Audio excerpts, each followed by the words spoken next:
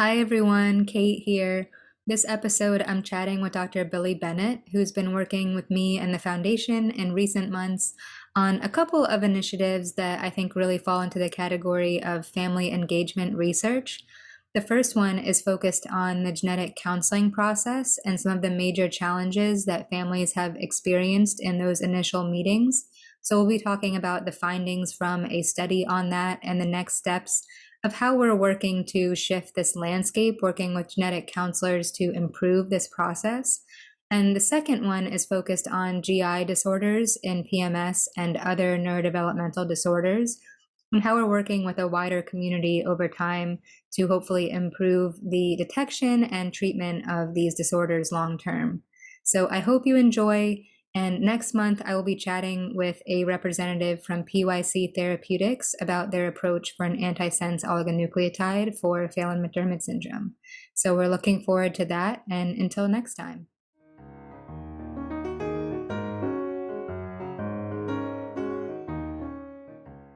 Welcome, Billy. Thank you for being here with us today.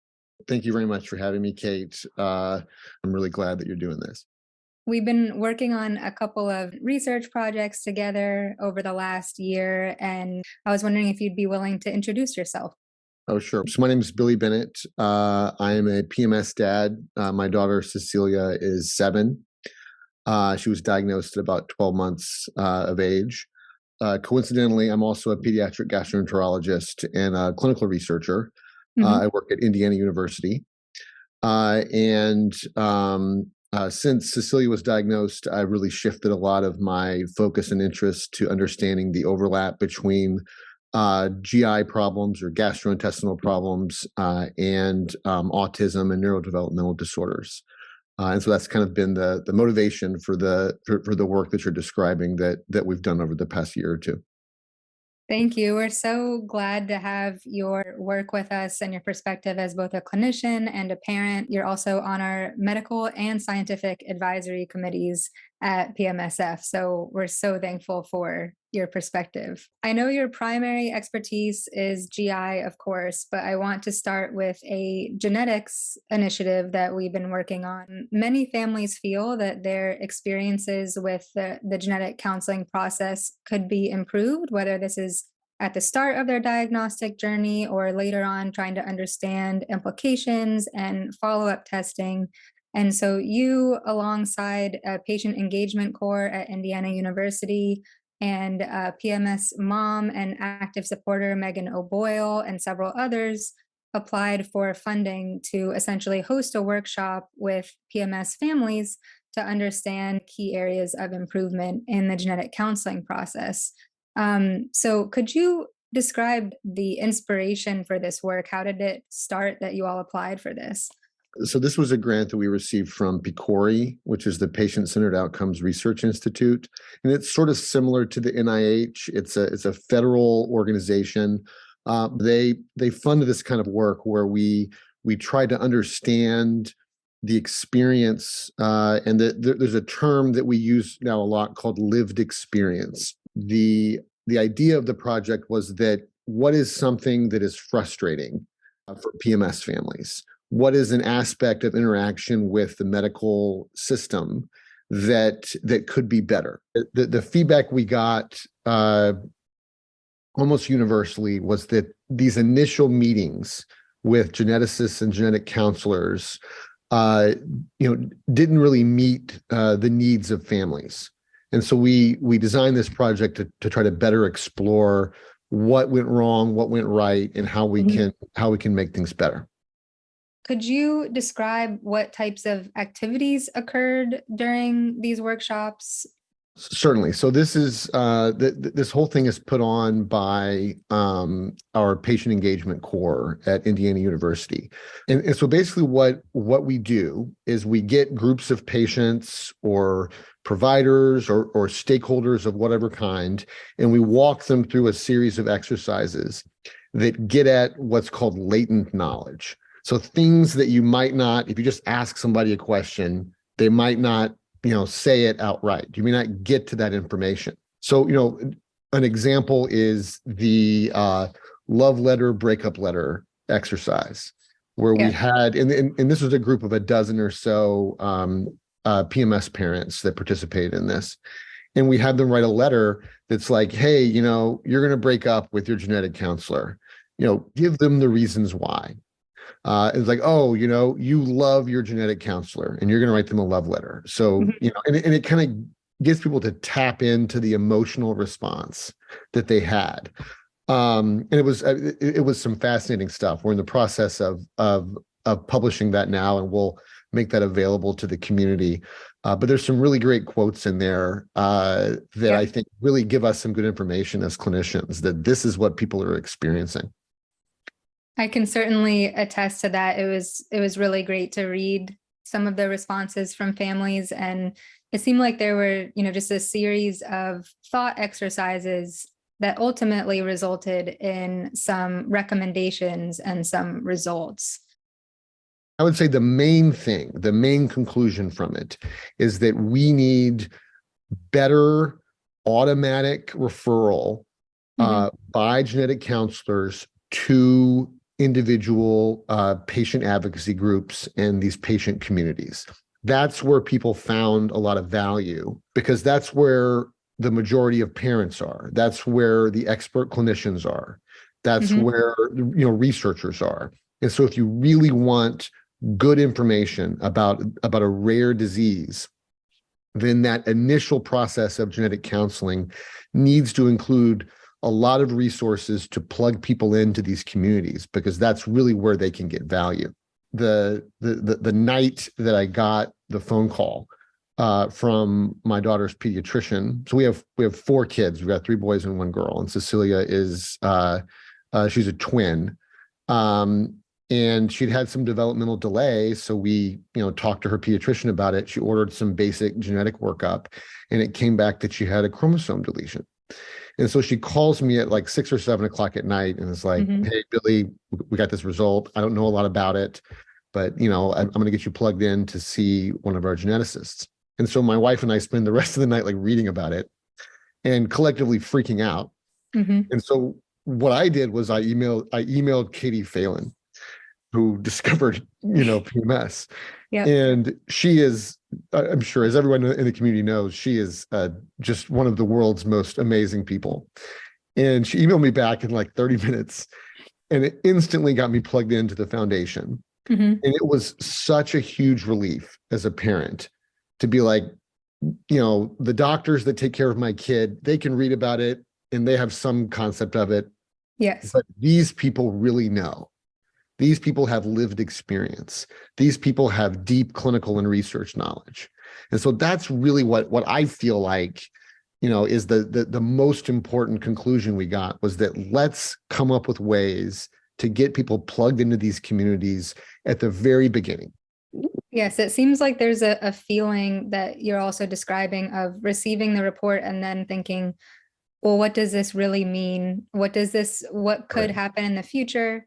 Do I have support around me? How do I proceed with this? And sometimes the references that are on the genetic report, it might be 1, maybe 2, scientific papers describing the syndrome from a while ago, and it doesn't seem like enough information to go on moving forward.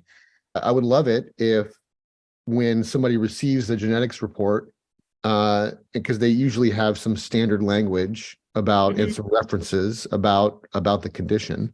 I would love it if we could have links to patient advocacy groups become a standard process in Mhm. this, and of course not just PMSF.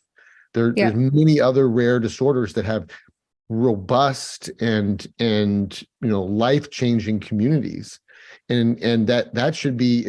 I mean, honestly, at least in my opinion, that's more valuable in the short term for sure to families than a link to a research paper about it in Mhm. this. And besides that, the families also provided some insight into the top things that they would love to have during the genetic counseling experience or the way that they'd like to interact with the counselor. And again, that kind of goes to, some of the empathy of calling and how to deliver this news also. And so all of that information has been collected and will be included in this report.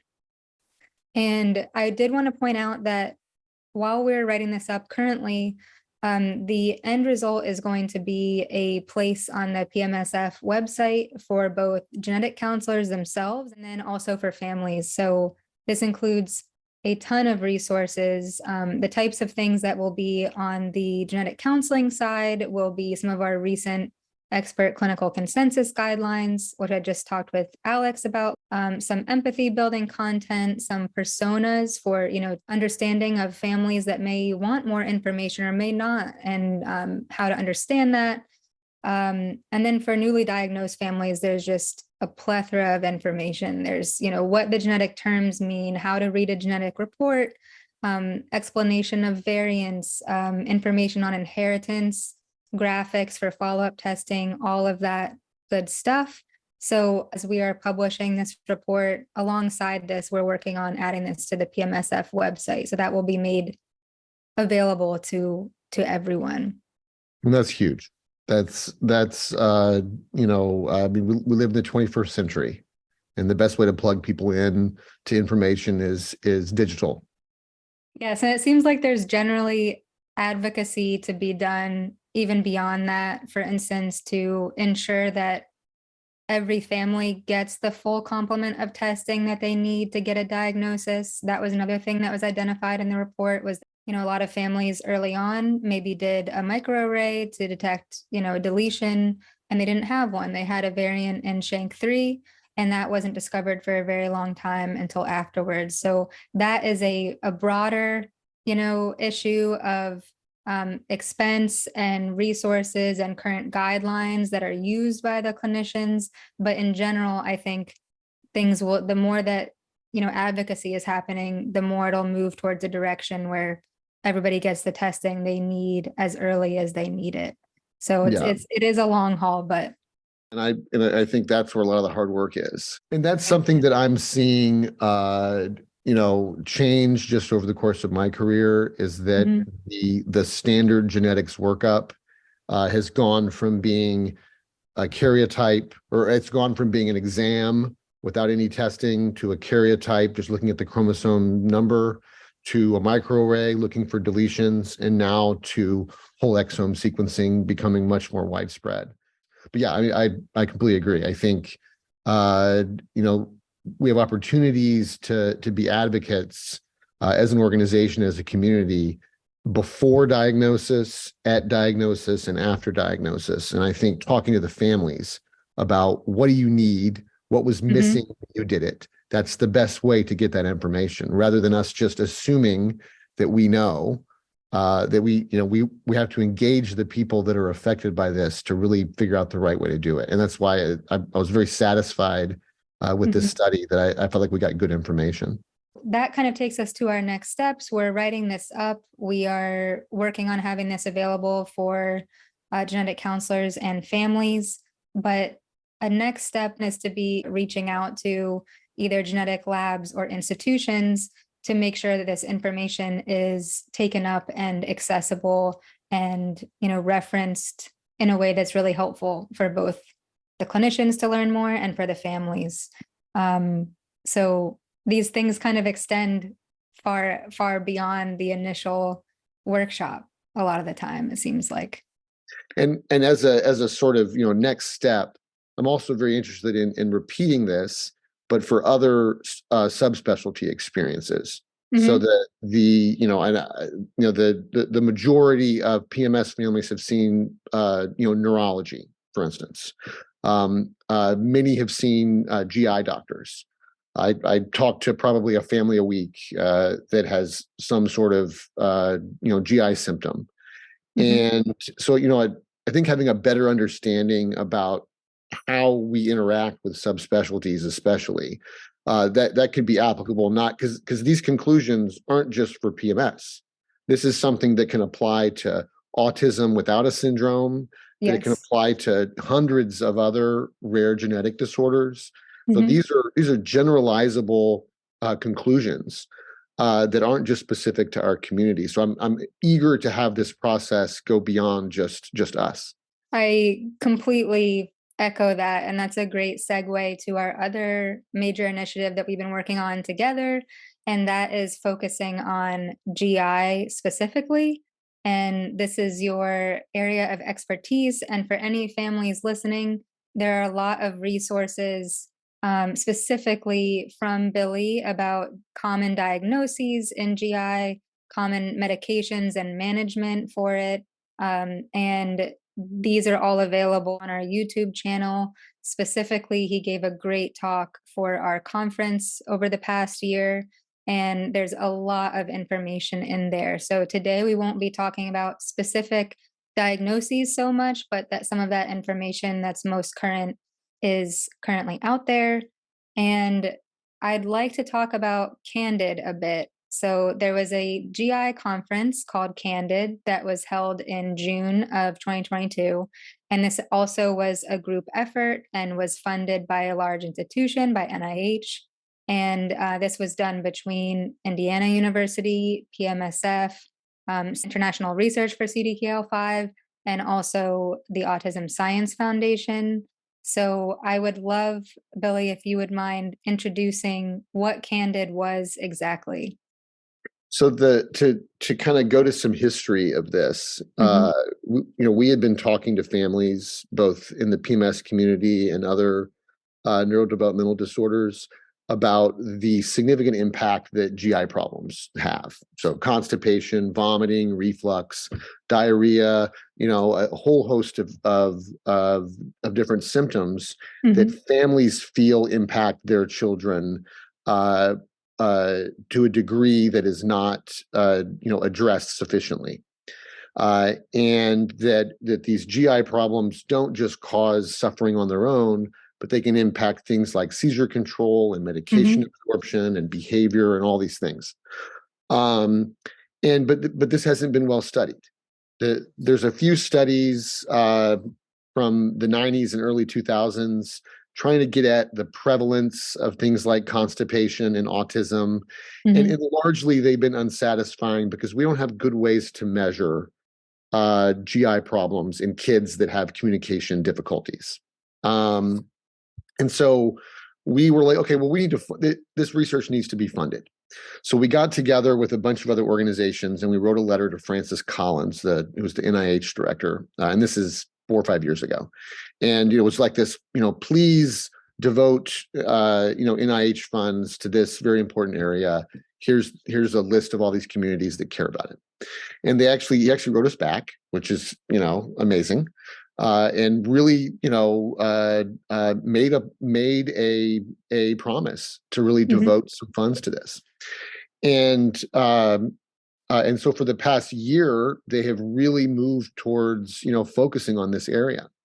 And one of the ways that we kind of first went after this is that, well, let's all get together. Let's get everybody involved who cares about this. Let's get families together and hear their testimonials. Let's get expert clinicians together, get researchers together. Let's get people from industry together. Everyone who can, let's get the patient advocacy groups, everybody who has a stake in this. And it was an amazing experience for me. And again, this was not an individual effort. There were many people involved. It was a huge undertaking, and I think it went off just amazingly. I'm not just saying that because you were in charge of making it run amazingly. But the really uplifting thing about it is that people cared and were really engaged, and it all started with some lived experiences described by parents from a range of different disorders, including PMS. And it really gave you a sense of, these may be problems that occur in neurotypical kids, but they hit our kids a lot harder. They have it echoes into other body systems. It changes their behaviors, and especially in someone that can't tell us, well, my stomach hurts right here. I feel sick to my stomach when I eat carrots. You don't have that level of detailed information. And so it really taught us in that process, it taught us that we really need to change the way that we diagnose things and do research on things for this really vulnerable community. It's so encouraging that communicating something to NIH was listened to in terms of opening up new funding opportunities, which is huge. And I think that the conference was a huge success. We had hundreds of people there, really kind of served to get everyone together, to create even working groups for moving forward from then on out, and just bringing a lot of awareness to how prevalent this is. And yeah, and I think that's the key point right there, is that building awareness and seeing this as a starting point. This doesn't this whole process, this CANDID conference, and I have a little bit of an obsession with acronyms and giving things cool names. I think it matters, but it stands for the Consortium for Autism, Neurodevelopmental Disorders, and Digestive Diseases, and the idea is just that we all recognize this is a problem. We have a lot of people with a lot of different perspectives.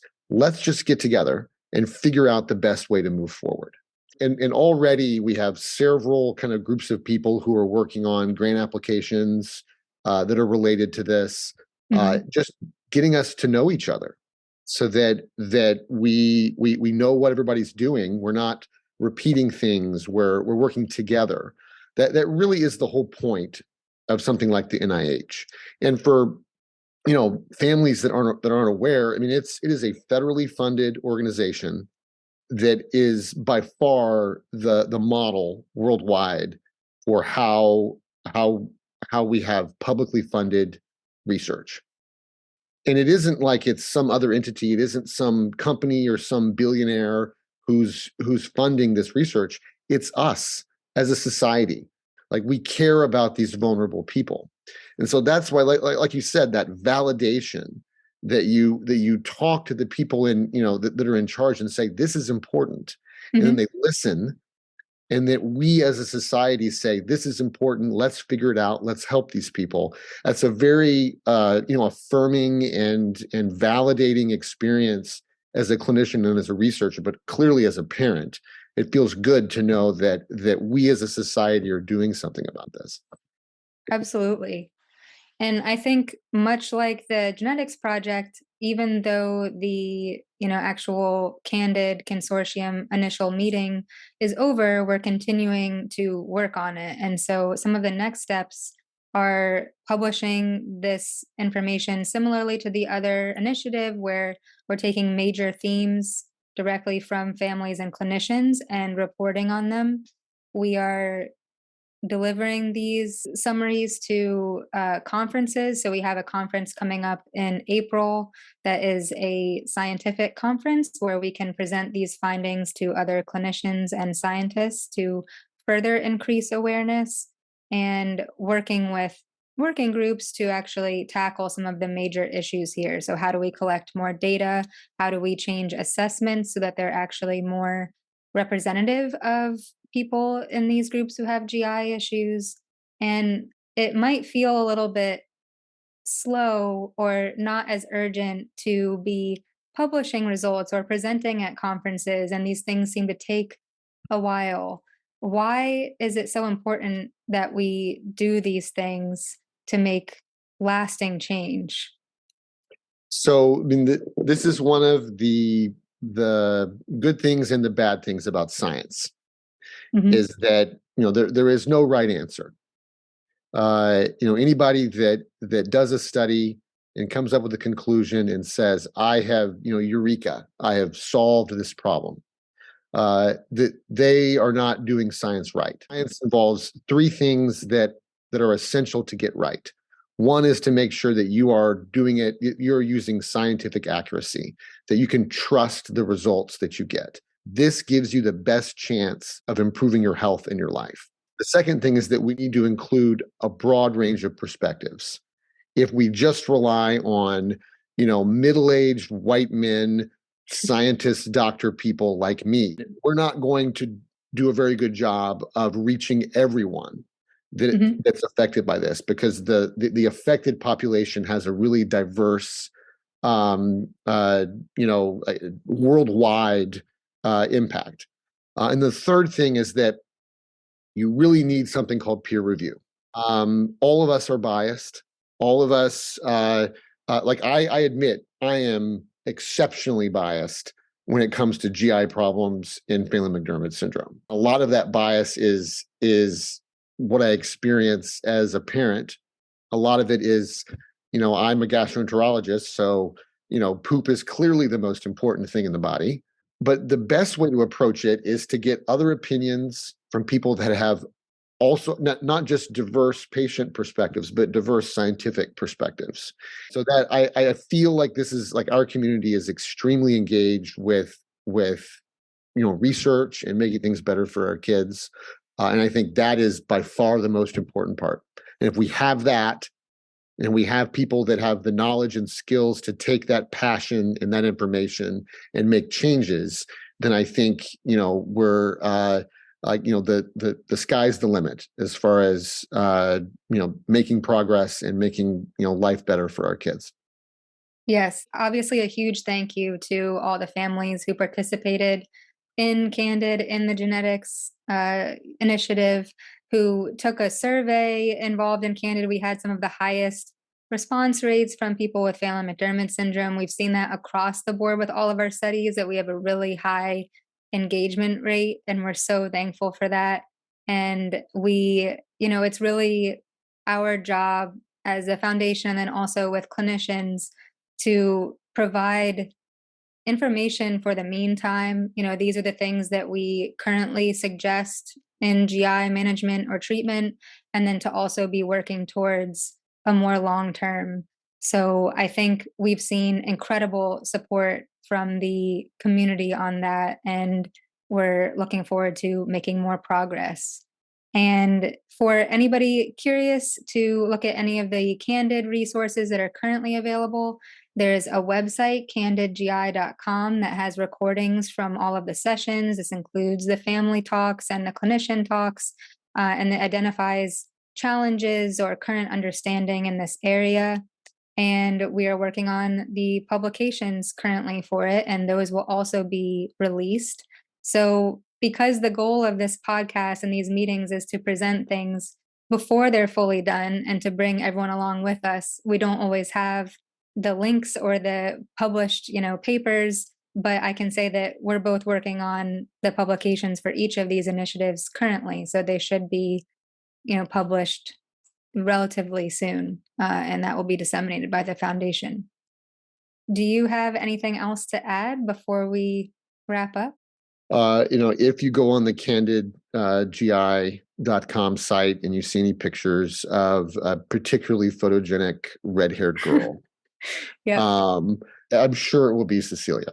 Yeah. But she is very thankful. I asked her. She's very thankful for all the families that participate. It almost brings me to tears to see the level that people will go to help other people in this community. And it's been, one of the most fulfilling things that I've done in my life is to work with all of you. I completely agree with that. Thank you to everyone, and to you, Billy, for always working with us. And thank you for joining me. And I really appreciate you having me. I look forward to the next time that we can update everybody on our progress.